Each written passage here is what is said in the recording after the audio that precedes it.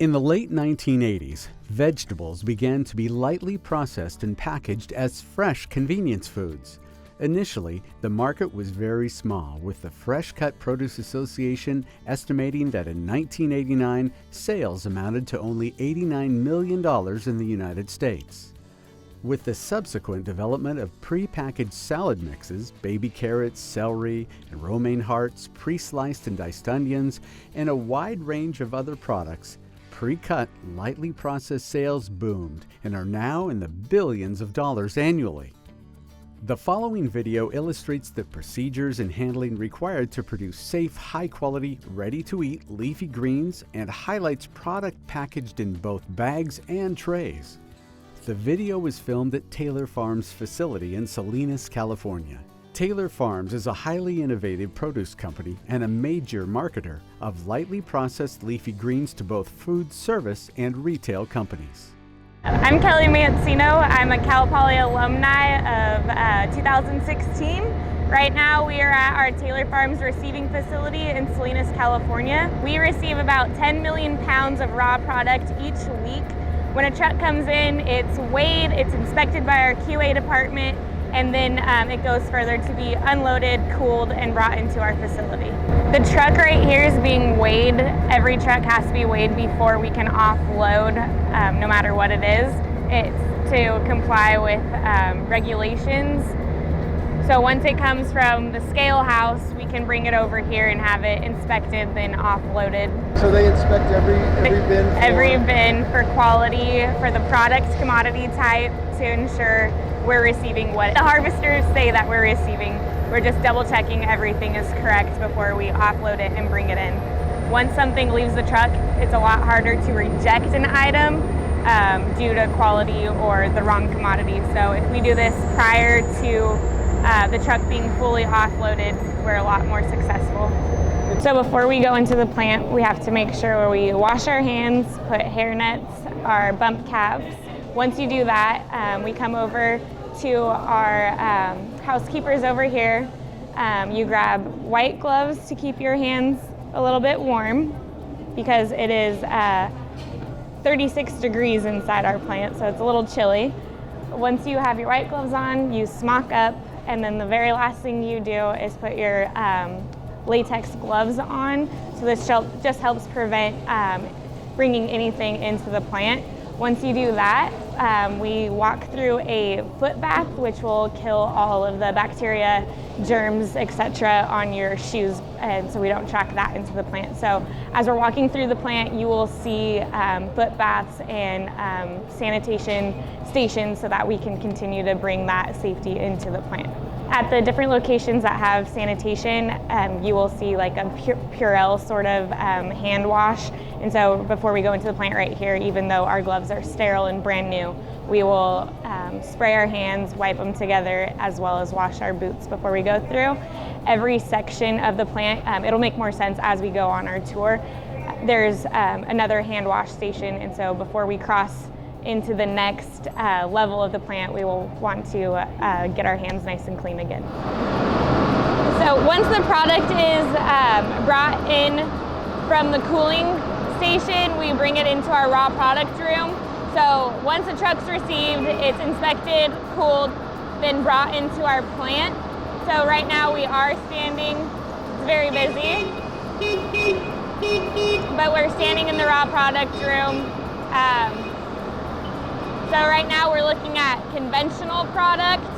This tag tells you the scale, the item of what the commodity is, who the grower is, the ranch location lot, our identification codes, and the harvester crew, as well as the time of day that it was harvested, the date, and the origin. So when we transition to the Yuma season, sometimes we have product of Mexico. We don't always have that. It's usually just during the busy months. Our bin labels have different colors for each day. We also have different color tape that goes around the bin for each day. As you can see, scanning over here, you have a yellow tag, so that was for one particular day. This is Tuesdays is yellow, Wednesdays is red, and we continue down the color chain for the days of the week.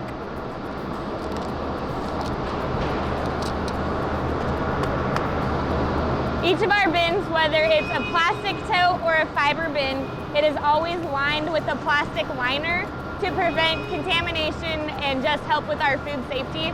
We are really, really proud of our food safety and we take it really seriously. So everything is lined. We also flush our product with nitrogen to help it from aging and browning. It just keeps it fresh. So the liner also helps keeping that inside and just helps with the overall quality of the raw product. Each bin of lettuce is mechanically dumped into a hopper, which feeds the lettuce onto a conveyor, which brings it into the plant for processing. In some instances, product is harvested into totes, and in contrast to the bins, these are hand dumped within the plant itself. So this here is our organic line. Our totes are yellow, as I said earlier. We try to keep a color distinguished sections. We start our production shifts with organic every single time we run, and we end with conventional so that we don't have a cross-contamination of any sort. So right now it looks like we're running a mix, a spring mix. We try to mix up the commodities so you don't have all spinach at one time, and so that you get that mix started before you get to the wash stations. As the product is dumped on our conveyor belt, it goes through a shaking process to kind of level it out, and then up the conveyor belt. Once it goes up the conveyor belt and down, we have a foreign object sensor. So what it is it's a laser, and if it notices metal, so it has metal detection. If it notices metal, defected products, so how it does that is it looks for chlorophyll, and if it doesn't see it, it kicks it out and rejects it. So as we go through, you can actually see the process take place. This just helps with foreign objects not having pieces of metal, glass, plastic end up in your finished product. So what this is our wash station. Once the product goes through the conveyor belt, it drops down into a chlorine-based water with an additive of SmartWash solution. So what SmartWash does is it finds a sole piece that is contaminated with either E. coli or salmonella. So instead of cross-contaminating all the product that is in with that one little piece that is contaminated, the SmartWash solution targets that to stop cross-contamination of the entire process. So back in the early 2000s when we had the E. coli outbreak, that's when we developed the SmartWash solution. The SmartWash solution is available to everyone industry-wide, yet even our competitors. That's how much we care about food safety here. We developed it, but yet we are bringing it to everyone so that we can really watch and help control those potential outbreaks. So I find it very interesting. We also have an organic approved SmartWash solution so that we can use it in all of our products.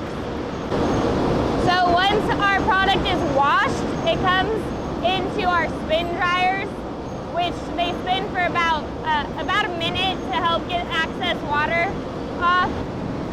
These are our larger spin dryers. Everything is automated because they are so big. So if you can see right here, the guys are bringing them across, dropping them inside the spin dryer. These spin dryers go for about 2 minutes before the product is taken out and brought to the next step of our packaging finished goods section. All of our product is weighed before it drops down into our tray or our bags. On this side that we're currently looking at, these are all tray items. As you see the doors opening, that's because the gasket has gotten to a certain weight. All of those gaskets, once they hit, for example, if we're running a 1 pound tray, if there's 4 baskets that equal a pound, all of that drops in, and then it's weighed an additional time before it drops into the tray itself. So here we're at our chopped salad line.